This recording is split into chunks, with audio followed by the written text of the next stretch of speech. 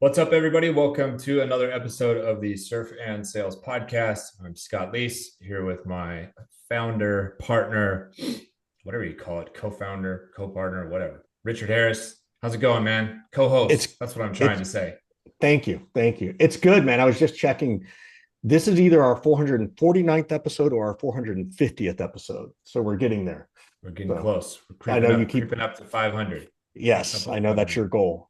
That's Yeah, your it was. goal. It's a nice round number. I can't remember 449 or whatever. I think I'm just going to start saying 500 just for the hell of it. I'm sure you will. I know you. Yeah, yeah. So, You know, it's just a small white truth. Small white truth. Not a white lie. yes, Small white truth. small We white are truth. we are here today with somebody who has an amazing sales and sales leadership background, and now he has moved into the founder and CEO seat. His name is Woody Klemetson, and he used to be the VP of sales over at Divvy. They got acquired by Bill. He used to be the VP of sales over there. But right now, he is the founder and CEO of Ask Elephant, and he's here to talk to us a little bit about AI and how it can transform insights into action and all that kind of good stuff. Woody, welcome to the Surf and Sales Podcast, man.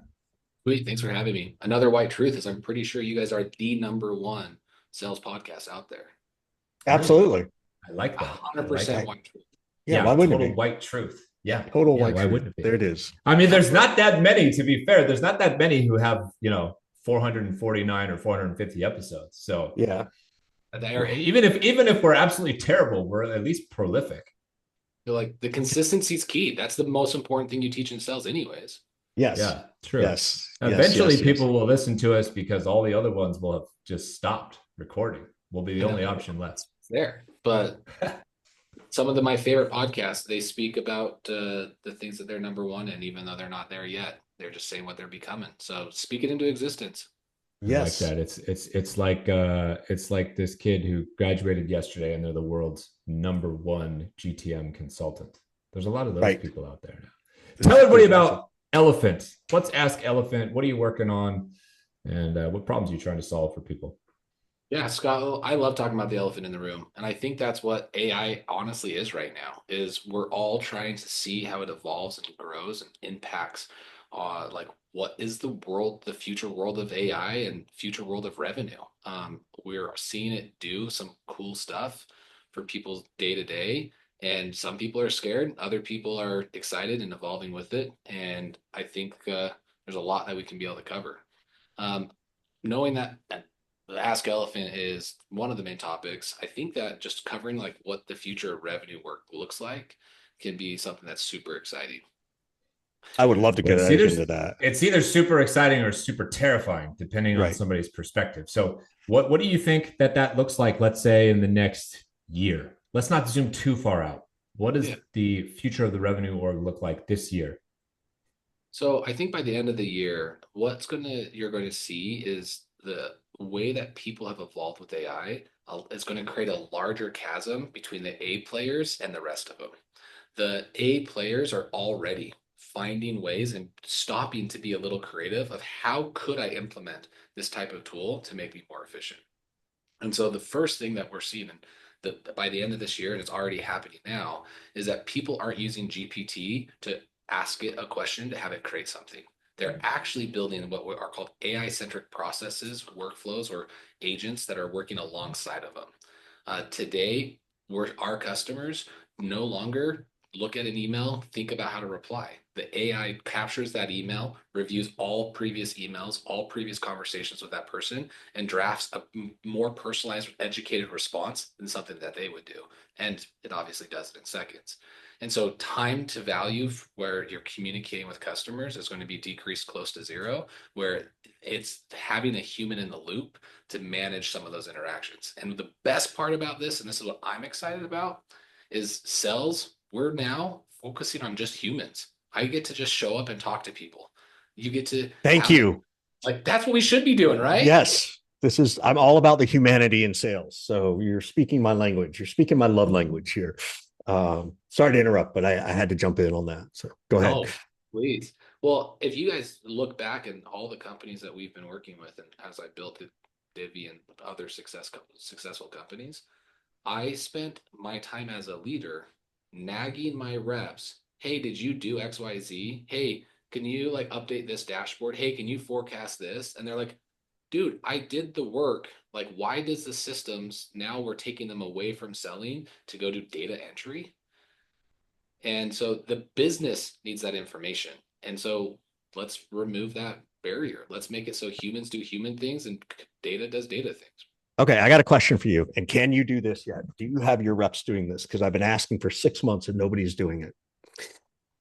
All this information we capture through Yeah. the automation of email and call recordings and all that stuff is great and help you know improve the forecasting and the capability of closing a deal and the understanding.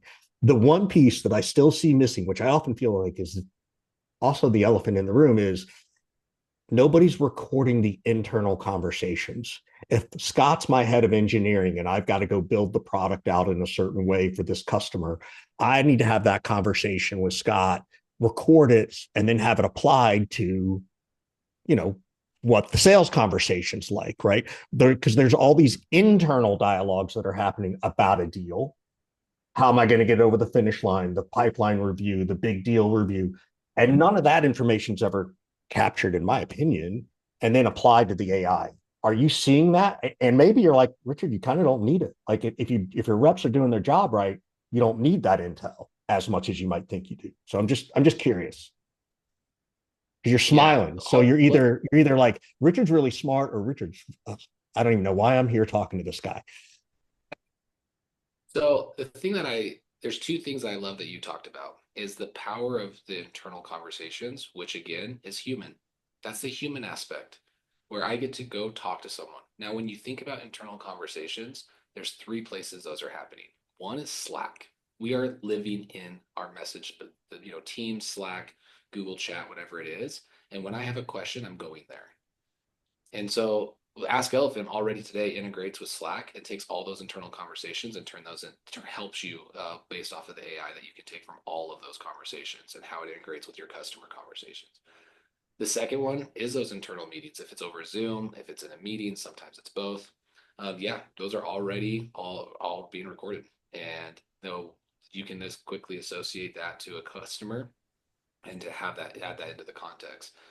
The other thing is in-person conversations, and so you Yeah. need to be record from there. And so there is actually a couple tools that record in-person conversations. We have a mobile app. You can record from your desktop, and then afterwards you can work with it. So I am everyone on my team when they're driving home at the end of the day, they talk to themselves in their car and have it recorded so that they can just decompress, put all the information in there, and then they have AI triggered off of that to help them do work.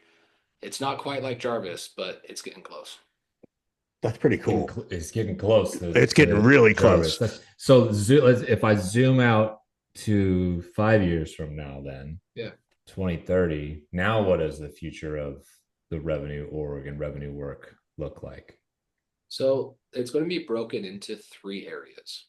One is prospecting. Prospecting is going to be wildly different for go-to-market teams. Right now, there's millions of prospecting tools that are, you know, ruining everyone's email box. Yeah, good, bad, ugly. Yeah. Yeah. Like the spray and pray is real. So I believe what's going to happen, and I don't know who's going to build this. If you're building this, please reach out to me. I believe the future of prospecting is going to be so connected to your LinkedIn, to your customers LinkedIn, to your message queue, to whatever it is, and all of it's going to be based actually by referrals. So I'm going to, like, you and I are meeting because we've had this interaction. AI should know that you and I met. Because you and I have met, AI should search your network and see who would be a good fit.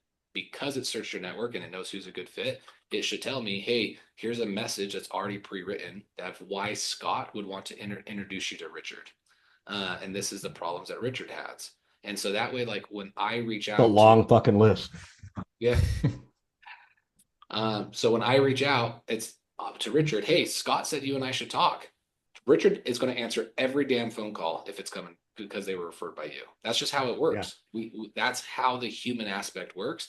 And there's no tools out there right now that connects all of those dots. So your network and your network's network is actually where the most value is going to be. I love that take. I'm a huge proponent. Yeah, I don't know. We've talked about this before, or you've heard me talk about it too, but I'm a huge proponent of how prospecting is going to Yeah. evolve and become more and more referral based. Yeah. And that kind Kind of of stuff. go to network sales, so to speak, Yeah, which but Woody is talking about this the concept. He machine doing it. Yeah. articulated it really well. It's like we're all here right now. It's like, why is Jarvis not saying, "Hey Scott, Woody is connected to 403 people that would be good prospects for you. Here's 403 drafted messages." Right? Yeah. Yeah. That's like very, very appealing to somebody Yeah. who's got a prospect. And That's feels the close. prospecting. That's the prospecting piece. Right. What about So, the and rest then of it? now the rest of it goes to breaking it down just to the pieces of what the jobs that can't go away. Which are One, what? Which jobs can't go away? if you're meeting with a client, like some people are going to buy on their own. As humans, we're going to buy. We're going to have our own AI search for problems and then find solutions or whatever it is. That's all. That's all possible. But when you're going to meet with humans, I don't think meeting face to face with humans is going to go away. What we talk about, how long we talk, why we're talking, those things will change a little bit. But us meeting, a human connection is we need. That's part of like what makes us human. And so there's going to be three aspects of that. One is going to be prepping for that meeting. What needs to happen before the meeting so I can show up authentically, have a deep connection and a better understanding. Prepping for it, I think, is super important.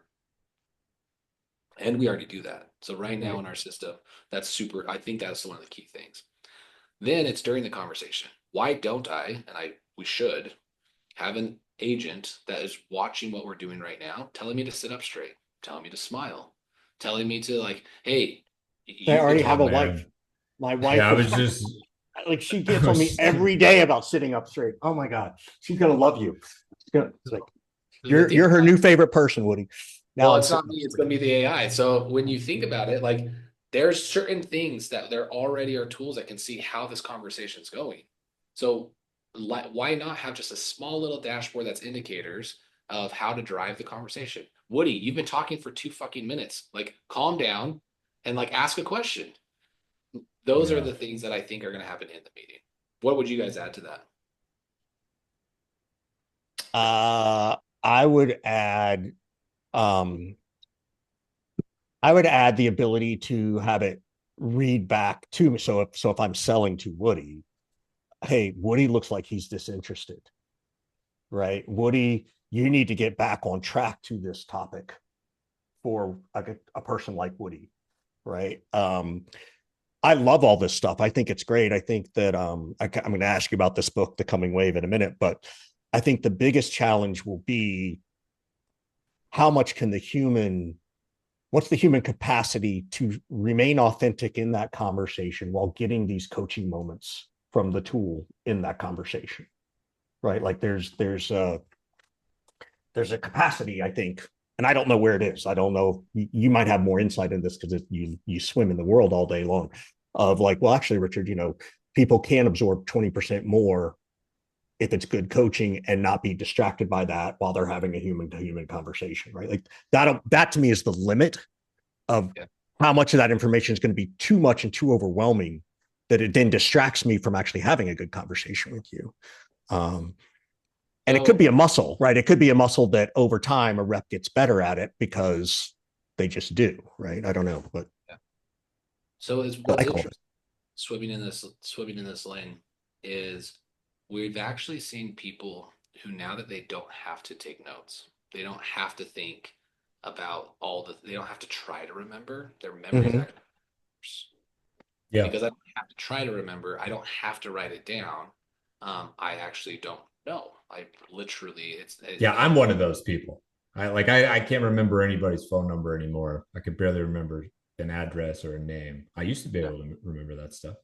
But now Yeah. our brains don't need that. So the question is, first, I think that the thing it needs to do first is help people pay attention with very few indicators. Not like a whole like guardrail that's going to be like, oh, like where you're like it's almost a game. You're trying to make sure Mm-hmm. you stand perfect way to like make the computer happy.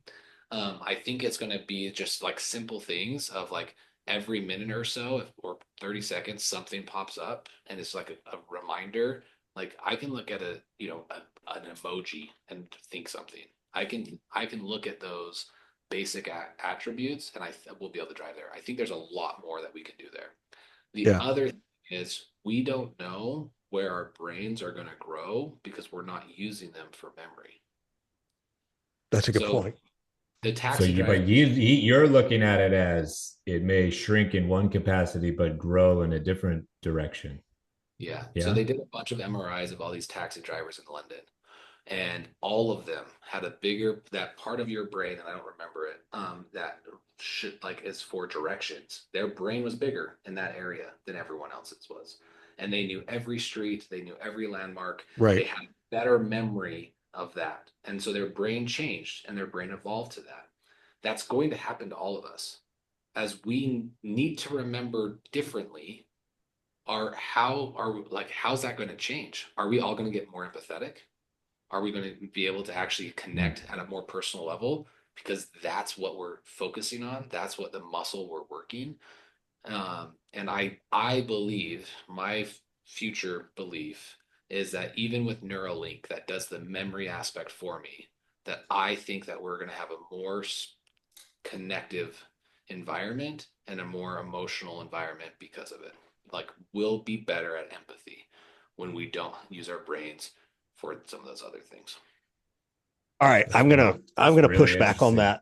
Yeah, I'm That's gonna push back on interesting. that. But Go do ahead, push back, Richard. So first of all, what he and I literally finished it last week. I've read two things. One is I read The Coming Wave. I don't know if you've read it yet about AI.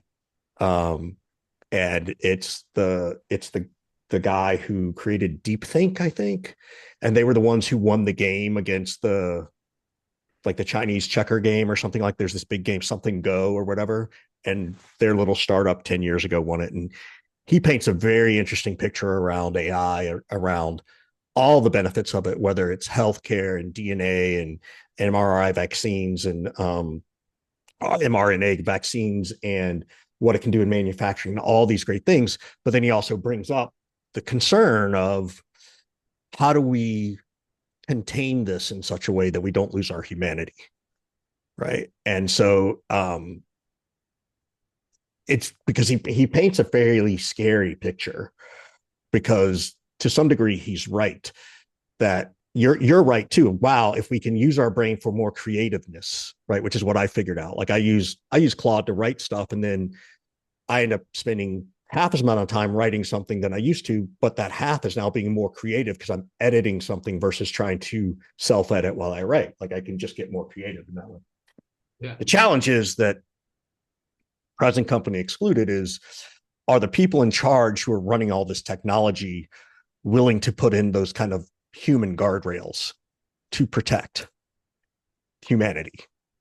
And So so that's a great anyway, so question. yeah, and so that's the premise of this book. Now, the CEO of Anthropic just wrote a essay for, like, I think he wrote it because he felt behind because the other guy wrote the book, but sort of not spinning quite the scary parts of it. But it I agree with you. It could help make us more empathetic if it's allowed to make us more empathetic. Otherwise, does it just, we've already seen what can happen with social media and how it pulls us into this suck tube, and it's like Vegas on steroids, right? There's no clocks in. Is it more profitable to make us more empathetic? So Or do they care? yeah, Yeah. it's the when you look at social media and the overall negative impact it's had, um, it is easy to focus on that and Yes. not focus on that it did connect some people around the world. Mm-hmm. Because of social media, we're talking today. If we weren't on LinkedIn, if LinkedIn didn't exist, this Right. I don't know if this conversation would happen. Right. Yeah. The show probably doesn't exist. Yeah. And so in the world I want to be a part of creating, it and so many companies that are succeeding right now with AI it's all that's left. Once AI is doing our jobs, like I have a friend who only listens to music that AI created. He creates his own music and that's his playlist. His playlist is his own, no one else's. He's not connecting to other people or hearing other people's story. He's listening to his own. But when he gets to share his own music and we get to talk about his music and the things he was able to like express himself more creatively, that make there's some conversations there that I think is very, very powerful. Now, do I agree that the overarching, you know, eye or whatever's there? Yeah, that stuff scares the crap out The of me. all-seeing eye. Yeah. Yeah. Yeah. Yeah. Yeah. So, Yeah. I think you're right there. That's the part that's hard to argue because I actually believe this is not a but, it's an and. I think Yeah. both are true. There's going to Yeah. be a part of humanity that's more empathetic. There's going to be part of humanity that is more trapped.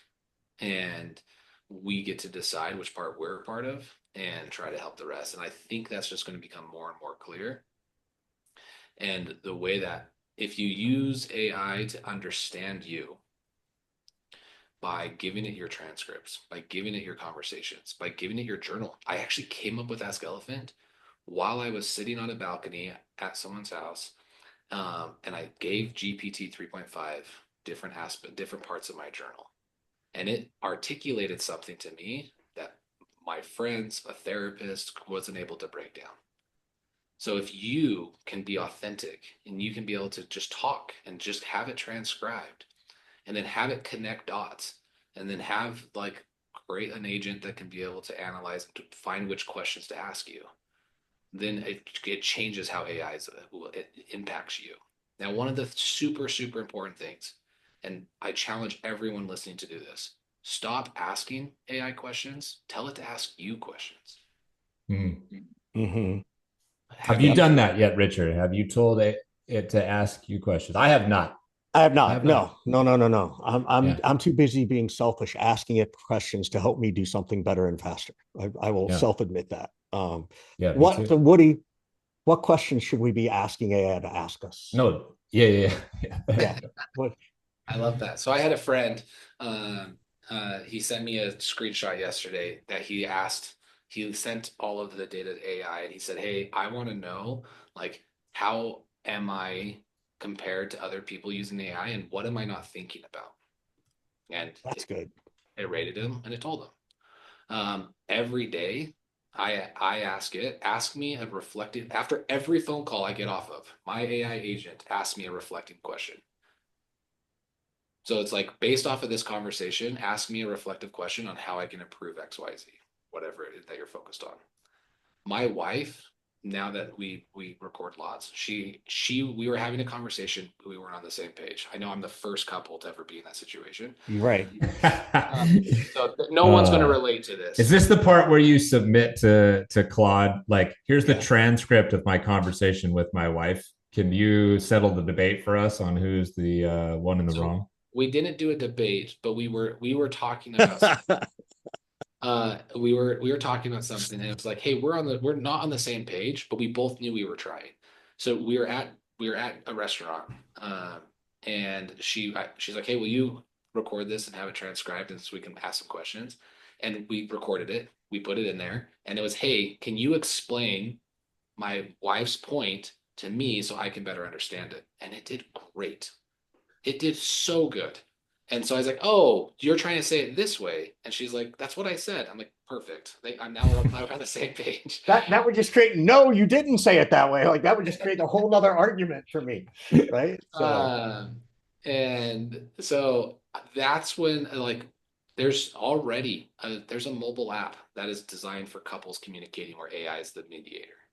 There's ways that people are using AI to find out the way that they're like at work to get coaching, like because people aren't getting promotions, people aren't getting opportunities, they're not pushing themselves forward. And the only one that's probably going to be honest at this point, because everyone else is scared to be sued, it's probably AI. Mm. Sued or canceled or whatever you want to call it. Yeah. Yeah. And so Yeah. I use this every day because I just want to be a little better. My whole goal in life, and I have this written down, is to suck less. yeah. Like just suck less tomorrow. Just be Yeah. Yeah. like, and that that's where I think the humanity aspect of it can be able to grow. Now there are a lot of selfish benefits to it. I love it for all the reasons why other people do. But AI was not, it was trained on understanding human data, which allows it to create. But if it was purpose, what the way it was trained was off of our data, then that means it understands it. Give it to it. See what it's saying. How to Hmm. break down what it was trained on. And I think that was one of the guiding principles that I was like, AI is not just about creating marketing content. No, it's about Yeah, understanding all the crap that we're trying to create for ourselves. that's amazing. Like this is probably the most interesting AI conversation I've had where I actually understand what we're talking about. Like it's broken down into like seriously, like for me at this human level. So I really Either appreciate like you're since getting you smarter or Woody does a great job of no, I think it's simplifying Woody. it. I think it's Yeah. Woody. I think it's Woody too. Yeah. So but You know, is I'm a sales guy. I'm not the brightest crayon in the box. I need things dumbed down for me.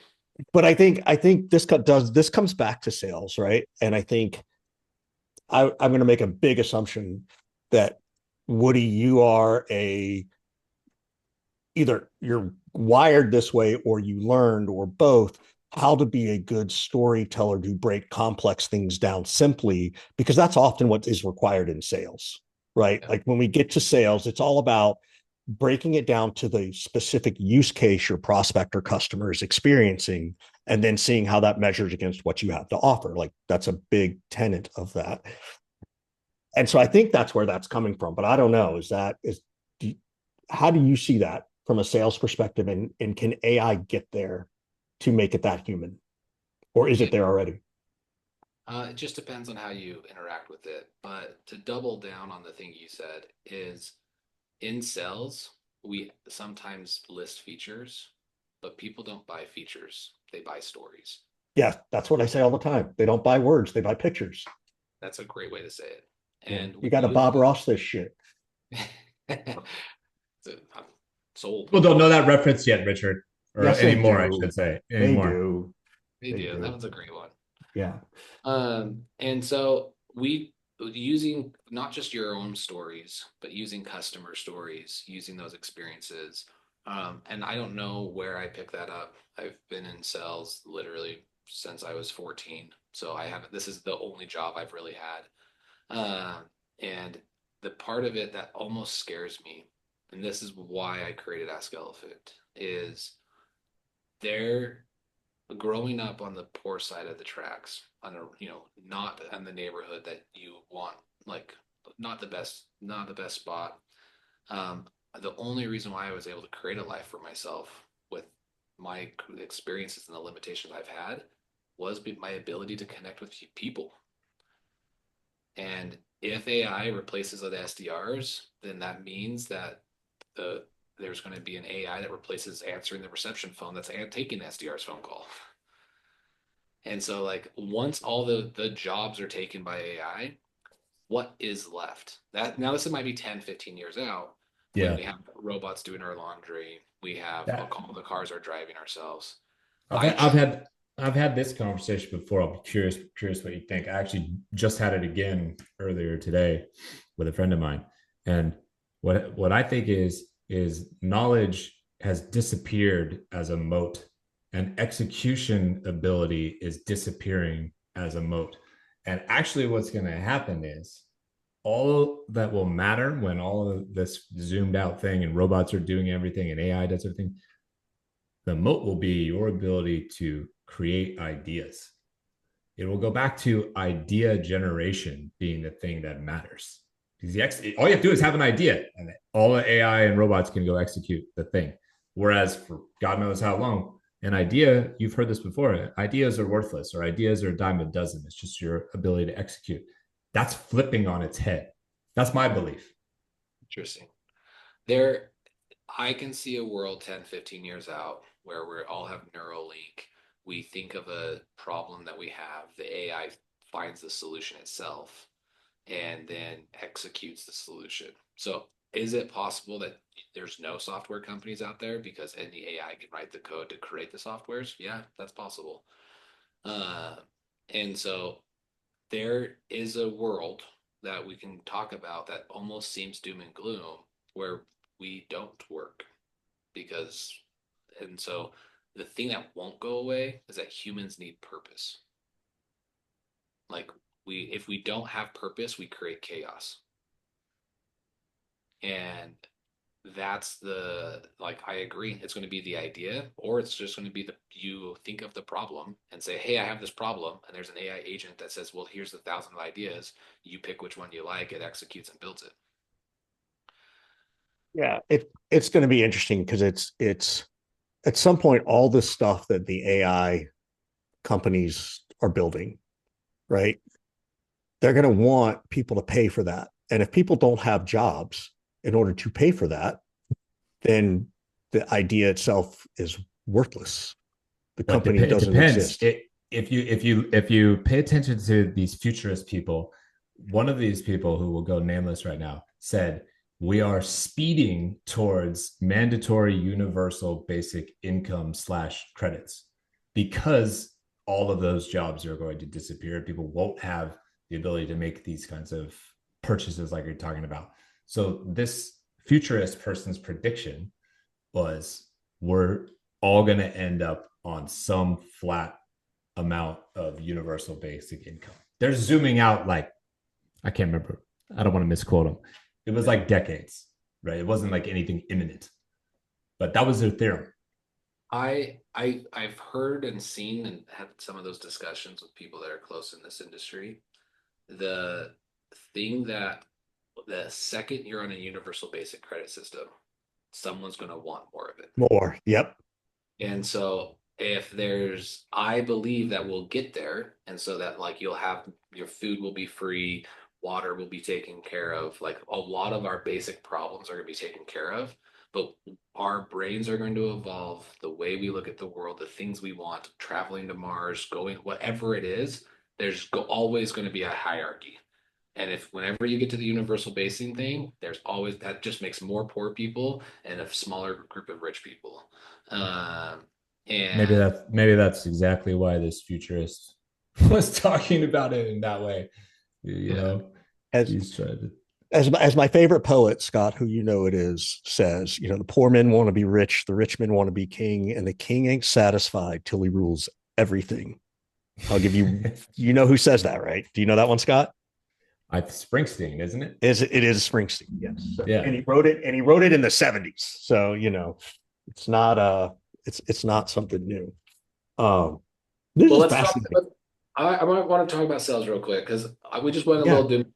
There's people trying to provide for their families right now, Yes. listening, guys, and for our generation, the next 5-10 years, the most important thing is for them to be more curious, not just about themselves, but about the process, their customers. Ask more questions, slow down, have a conversation, and then make sure that you are looking at how to utilize AI. It was interesting. I was at a university yesterday doing as a guest speaker, and I was asking a group of these college kids like what they use AI for, and I was shocked how little it was. There was, I don't know, less than 10% of them use AI every day. To do, And and what were they using it for, those who did? so it Basic. was a wide variety of them. There was most of them that were using it were doing it to create SEO pages and a marketing. That was like that's something that was most consistent. A few of them were taking paragraphs from articles or things that they were supposed to break down and having it re-explain a paragraph to them. They no longer go to workshops. They no longer go to tutors. They just use AI for those things, but it's not every day. A lot of them, none of them admitted to using it to cheat, which I call bullshit. But Yeah, definitely bullshit. Ask your high schoolers, Richard. How many of the high school kids are using AI to cheat? I just think, well, I think the high schoolers are the ones that are actually going to change late in college. I think that we're in this weird window. Yeah, that's Yes. fair. I can see that. Um, and so they, yeah, it's going to be super, super interesting. But the future generation, if they learn to use AI correctly, they can have lives that we've never dreamed of. So does that mean, so maybe this is what we should all be doing, is we should go be building the course that needs to be taught, right? Let's face it, we all had to learn how to go do typing. Right? My dad thought it was a joke when typing was my elective. He's like, you're going to pay a secretary to do that back in the 80s, right? But now typing's required because you can't get out of school without knowing how to type anymore, right? Like, so is that the course that needs to be written of how these are the kind of things to teach people how to use AI? Because right now it's all self-taught. To your point, we're not doing the smartest thing, which is have it ask me questions to get smarter, Yeah. not me ask it questions hoping I get smarter from it. Um, I think there is people already trying to do it, and there's some really cool tech that's in schools like already working with elementary schools, high schools, and there's companies that are making movements there. Yeah. But I do think that a college or a university that chooses to like actually create an AI course and teaches them how to take it to its full advantage is really, really important. Yeah. And Yeah. this is the part where I AI think gets a that's little, coming. We'll Yeah. get there. Yeah. We'll get there. I just hope it's the Yeah. right people that do it. Right. Yeah. I mean, I ran an education software company that, we sold two things. We sold Where in the World is Carmen Sandiego and Oregon Trail, back when, gamification was considered cool in school. And then we had full curriculum courses. We had advanced to that full curriculum level that followed the kid from kindergarten through 12th grade through the math programs, right? So that you could see. So I agree with you. It's coming. Someone's going to do it. And I'm hoping the right people are doing it, as you said, too. And education as a whole has to Mhm. change um, because it now gets to go at each student's pace. Yes. Yep. And so there was classes I was so far behind in. And so like, and then there's other classes I had to go up a grade.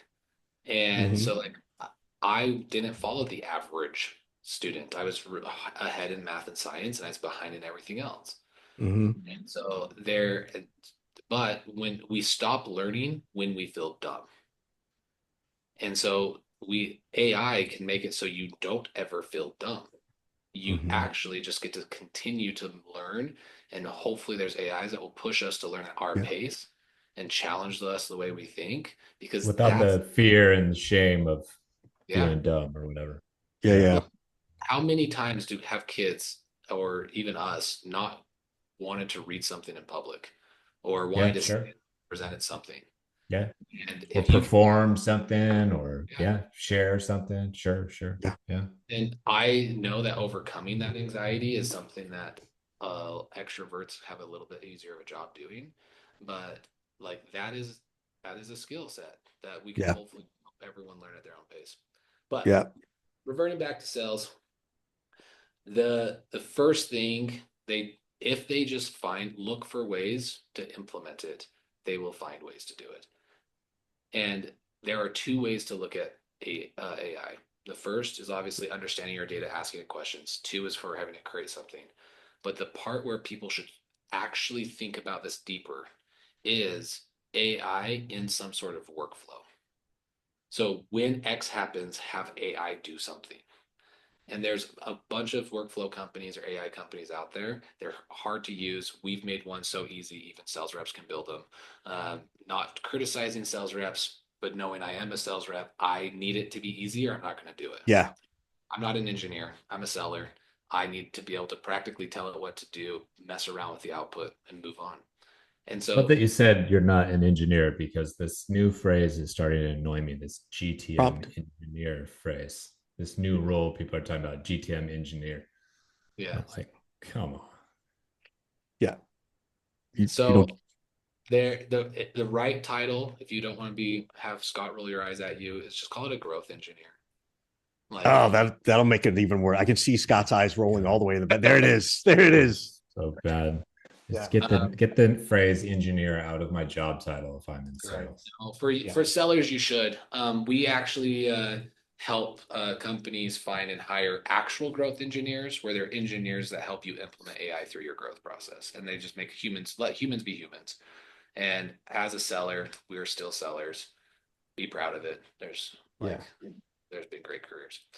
Yeah. But that's for everyone that's on here, like just really, really realize that this is the way the future's going. And you've heard it from a lot of people. AI won't replace you, but people using AI will. And we're already seeing that to be true.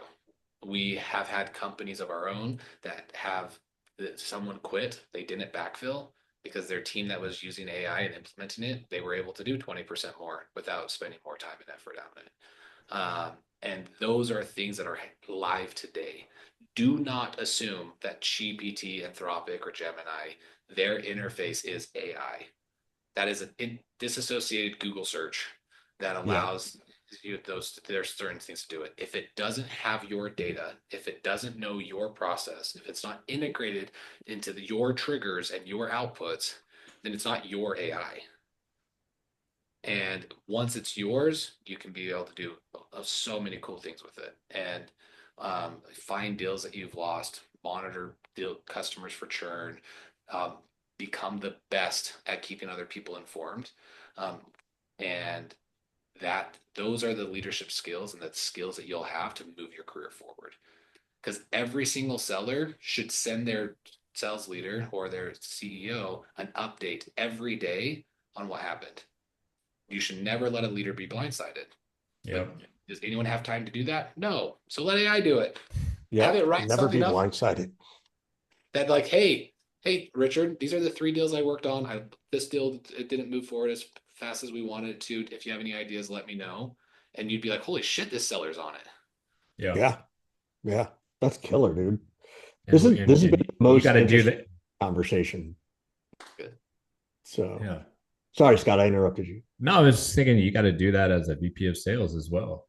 Yeah. I used to bubble up information all the time above me to the founders. You know, Yeah. I wanted them to know what I was doing, so I didn't have to have them come ask me what I was doing.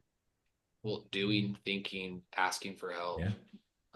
At Divvy, again, we grew from 0 to 400 million, sold it for $2.6 billion. Like massive, massive exit. Everyone wants to be a part of something like that.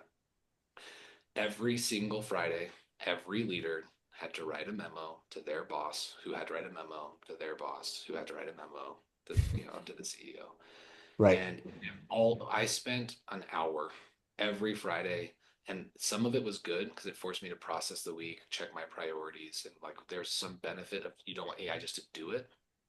You need to process that as a human. But like we were always in the loop. We were able to pivot fast because of it.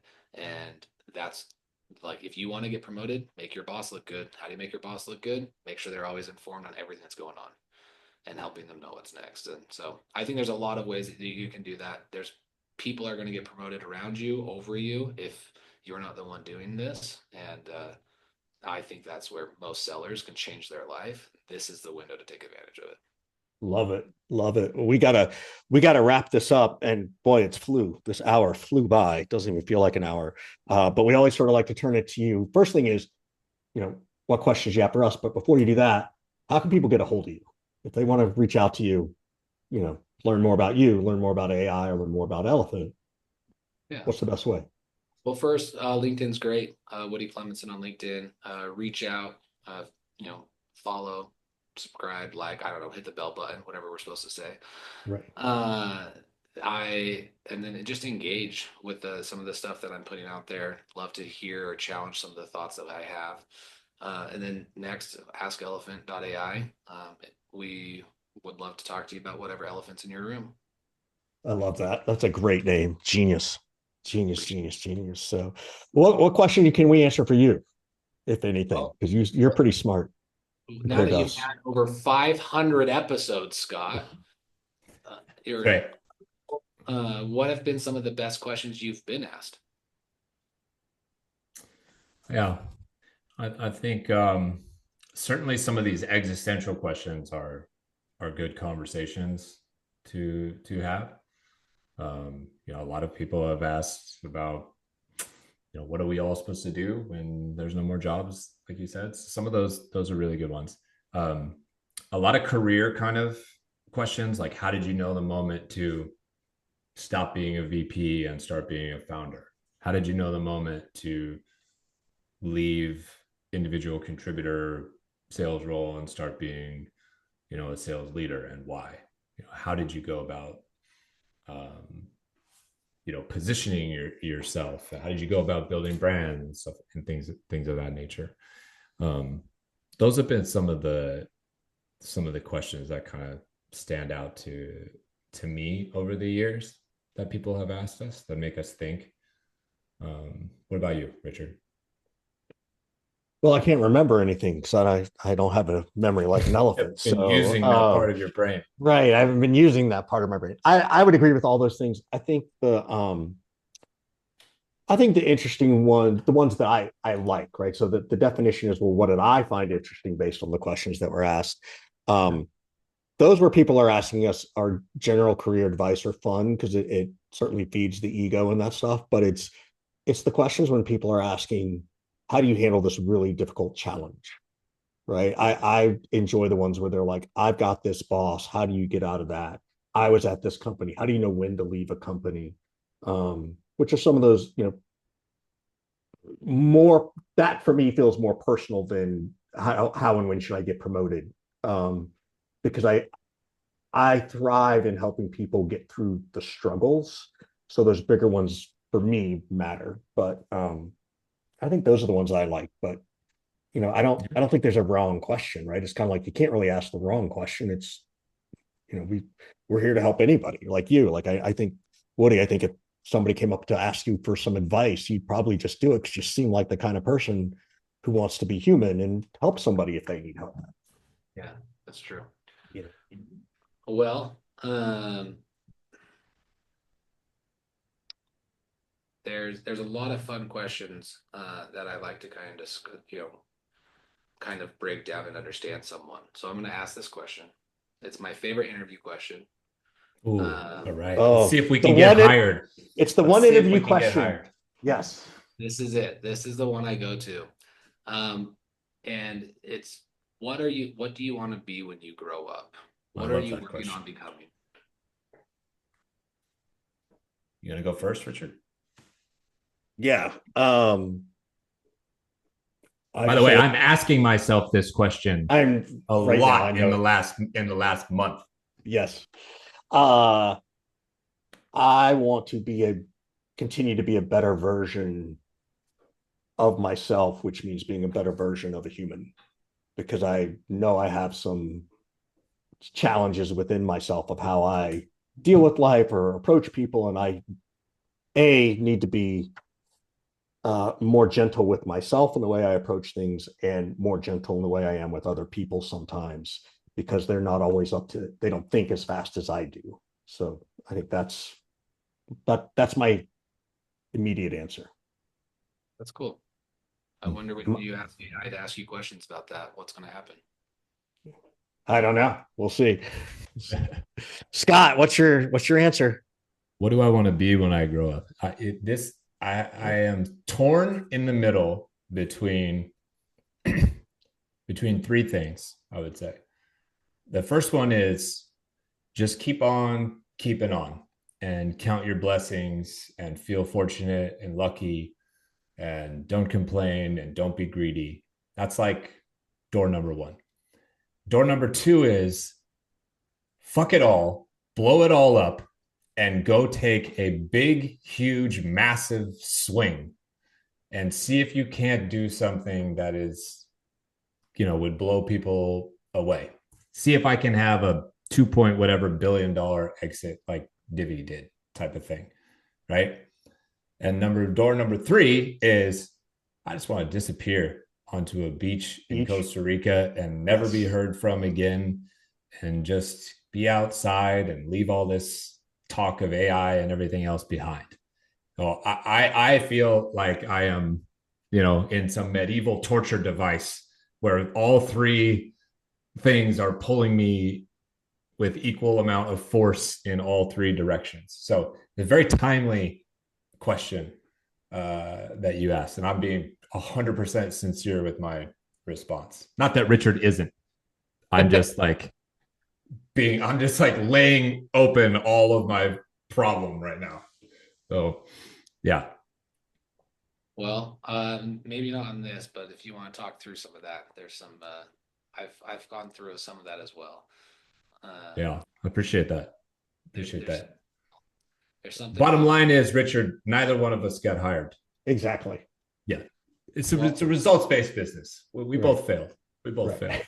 The follow-up question we ask is how is the job going to help you get there? So it's one of my favorite ways to say, great, now you know where you're going. How does this help get you there? Yeah. So There you go. if you You're have very 3 doors aligned with shut, I don't know HubSpot which one things. how to help you with. Yeah. I think, you gotta ask more questions, and then we'll yeah, get there. I think all three of Scott's doors are really one big door. He's just breaking it down because you can do all three. Yeah. Oh boy. Oh boy. Oh Yeah. boy. Oh boy. Oh boy. That's not what he wanted to hear. Just stress out with that. Yeah, Yeah. I'm gonna go stress out on that right now. All right, everybody. All right. We appreciate you spending time with us. Woody, thanks so much for spending some time with us today on the Surf and Sales podcast. Go check out Ask Elephant, and we will see you all next time. Thanks, Woody. All right, really appreciate it.